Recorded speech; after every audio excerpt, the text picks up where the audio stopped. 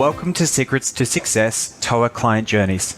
This is a segment where we can introduce you to our clients that have a proven track record with TOA and our team members, where they can share secrets to what they're doing well with their team, how they've elevated themselves to higher level work within their team, what they've been able to take away, what they've been able to add, and how they're breeding success with their firm and TOA.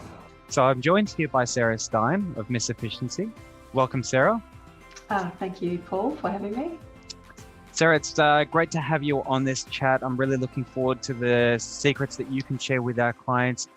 I want to get started with you just telling me a little bit about who Miss Efficiency are, what your business is all about, and how many team members you have with TOA, maybe what roles they have as well. Okay, so Miss Efficiency has been around for around about 18 years. In that time, our business has evolved and changed quite a lot and a number of times throughout the years. So I started as just me, then I put on onshore and I hired locally, then I had babies, and then I franchised, and then I didn't have any staff and I had subcontractors.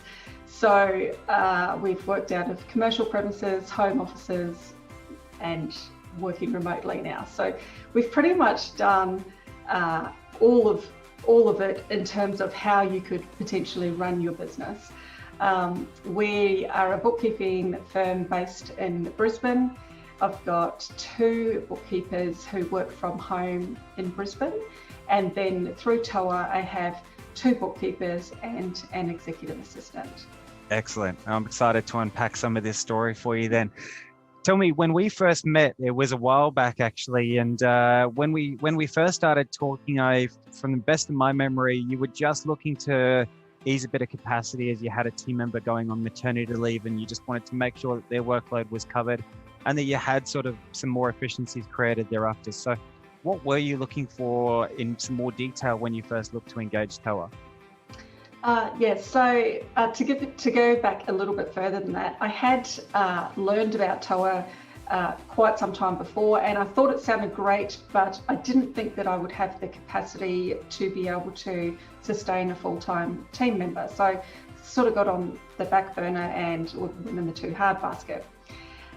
Then December year before last, one of my team members, Kelly, she told me that she was pregnant, and she was going on maternity leave last year at around about May. So I thought I needed to cover her workload with somebody while she was gone, but I thought that it might be difficult to hire locally, knowing that it's potentially might not be a position that would continue once Kelly came back from maternity leave. So that's when I thought that TOA would be able to fill that gap for me. And then when Kelly came back, hopefully I would have the capacity to keep that person on, and it gave me some incentive to make sure that I would be able to fill that gap when Kelly came back as well. So we put Sabrina on February 2020, and then of course COVID hit, so things were very different, but it's worked out brilliantly. No, excellent. And I think it's testament to the fact that a lot of the clients that I speak to, Sarah, and yourself included, tell me the same thing, that they're worried that they don't have enough full-time work after they cover the initial workload. But it's a bit of a, position to think differently. And as you've done quite successfully, change the way that you're working and getting out of the, inner workings of the business to come in at a high level. And you've successfully been able to sort of change the work you're doing and still stay quite busy, but have the team in itself work in probably a more effective way. So tell me, what do you feel the partnership with your team and TOA have allowed you to do? So it's allowed me to step away from most of the day-to-day work. So previously, I was trying to run the business and grow the business and be a leader, however that looks. And I was also doing payroll and paying bills and answering emails and doing all of that stuff. So I was wearing all of the hats and also doing the bookkeeping, working ridiculous hours, and I have a very strong sense of work-life balance, but that just means that I work really, really hard during the week so that I can have, mini holidays through the year. So, so bringing on the TOA team members has, and a few other things, has completely changed my mindset, and it has allowed me more to step away from the day-to-day stuff. So to give you a bit more background, Sabrina started in February, Kelly had her baby in May, and then in October, Kelly came back from maternity leave. And then in November, I hired through TOA again, another bookkeeper and an executive assistant. So now with that core team, as soon as Kelly came back, I stopped doing any of the day-to-day. So I don't pay bills, I don't pull bank statements, I don't, pay payroll. I'm there as a gap stop, so somebody is going on holidays next week, so I'm picking up some of the slack there. But typically I don't do the day-to-day. So that doesn't actually mean that I have all of this extra time. Somehow my time gets filled up with other stuff, but it means that the things that I put on my to-do list or put on the back burner that I wanted to do, projects that I wanted to implement that just didn't have time to do before, it means I can focus on them now. That's so right. I'm not any less busy. I'm just, that attention is just redirected. Yeah, and, it's all about getting yourself into the right work rather than just the work that needs to be done, right? Yeah, that's right. Yeah. And I'm still like, I need to be a leader and lead my team, and I'm still completely learning to do that. It's definitely a work in progress and an evolving project, if you like. So I'm definitely not there yet, but having those extra team members allows me to work towards that goal. No, excellent. Great to hear. So a little bit more onto that. I know that you've gone from one team member to 3 team members within the space of 1 year. So what do you think that the catalyst was that took you from that 1 to 3 team members quite quickly offshore? So I think it comes down to me needing to step away from the day-to-day stuff, and I couldn't do that with just the 3 bookkeepers, and I needed somebody. So I needed an extra bookkeeper to fill that capacity or fill that void of the work that I was no longer doing, and redistribute the work among the team better. And then in terms of the executive assistant, I'm very good at doing, and I'm very good at working out what needs to be done. But the bits in between, I'm not always so great. So if I have a clear picture about what I need to do and the steps that I need to take, I can do it. And I am a machine and can get stuff out and get projects implemented really quickly. But I'm a bit of a procrastinator because, I want it to be right, or I want it to be perfect. And, if you wait for perfection, it will never get done. So Elaine, my executive assistant, she's been able to gently take my hand and start that process so that I can jump in at the point where I'm comfortable then to jump in. That's right. I mean, I think we all like to be a little bit in control of our own business. It's very hard to let go of, some of the things that we're always used to doing. But once we actually realize that, hey, I don't need to be doing this, I can, as you said, focus my attention elsewhere in the business. That's where your time is spent a lot more productive.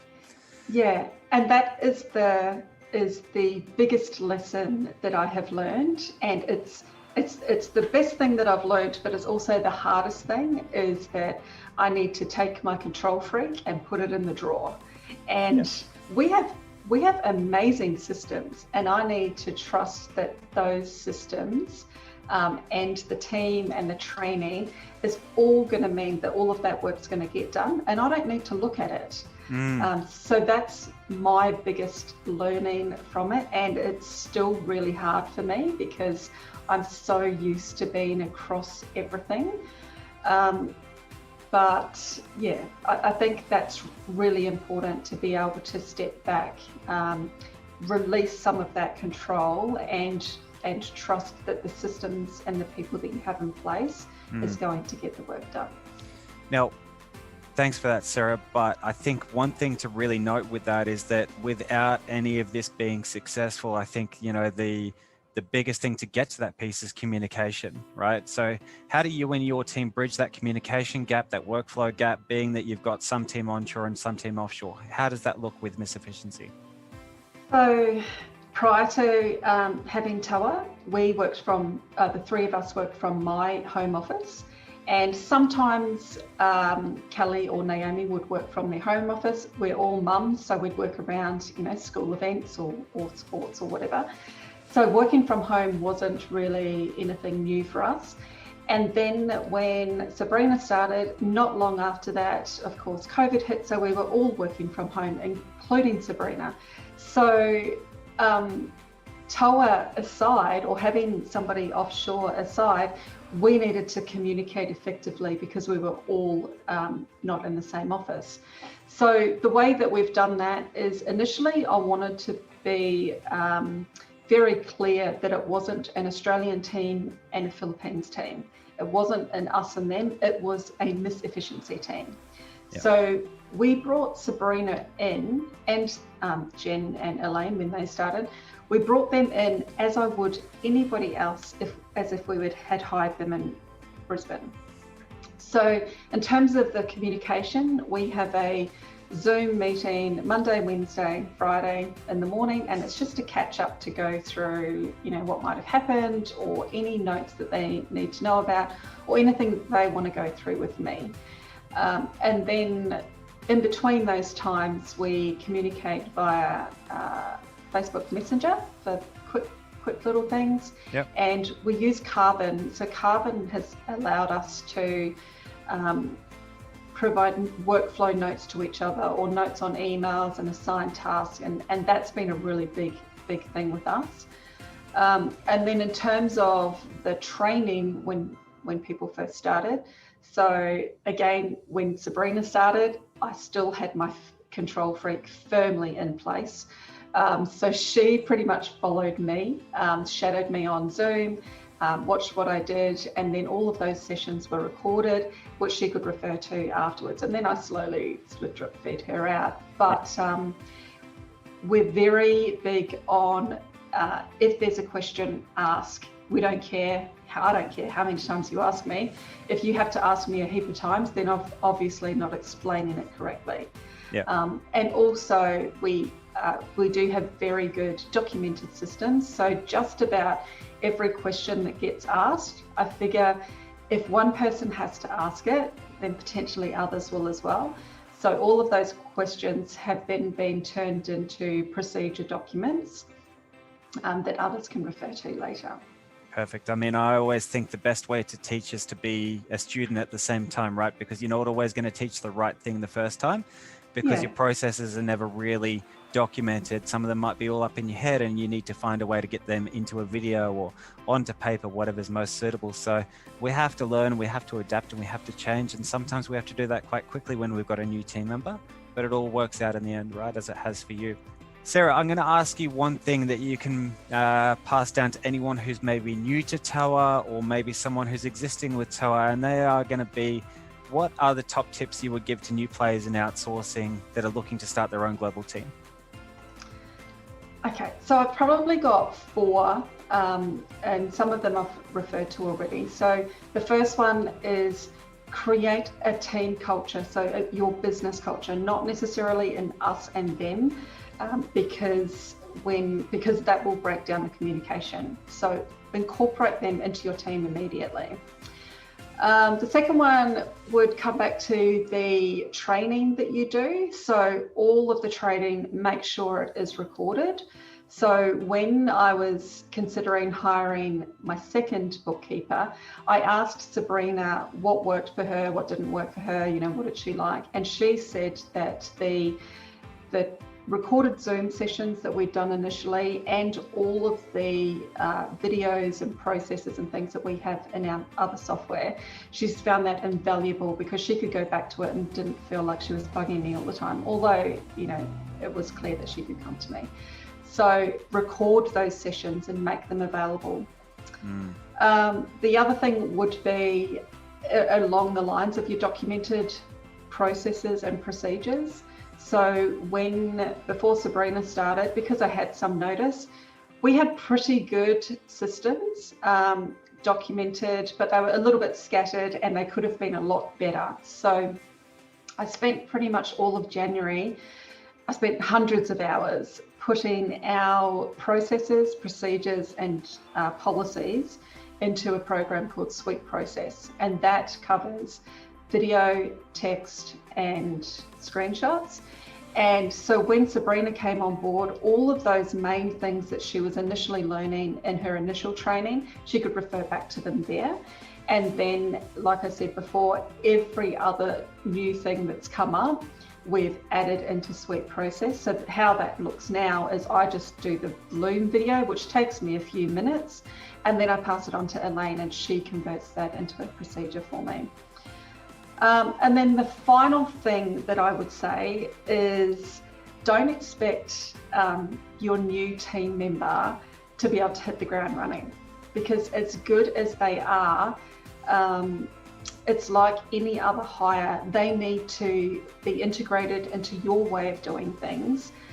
It's not a magic pill, and you need to give them time to learn your processes and your way of doing things. And don't expect to hire them on Monday and have them to be up to speed on Thursday, because it's a long-term commitment. And if you put that time into the training and that initial few weeks or few months to get them up to speed, then it will be much better in the long run for everybody. Great tips, Sarah. Really good tips. I think it's really good that you're documenting your processes, because that will also help your team members, that come in after your first hire to learn from the documents you've already got in place, making it a lot easier and smoother to transition the next team members in. So that's really great. Sarah, I really thank you for your time that you've spent with us today, and your highlights that you've given, your secrets to success that you've given our clients. For anyone who would like to learn a little bit more, please reach out to your account manager or your TOA representative, or drop us a comment below. If you'd like to chat further, or if you'd like to learn a little bit more about what our clients are doing for success, we'd love to have a chat. Thanks for listening. Bye.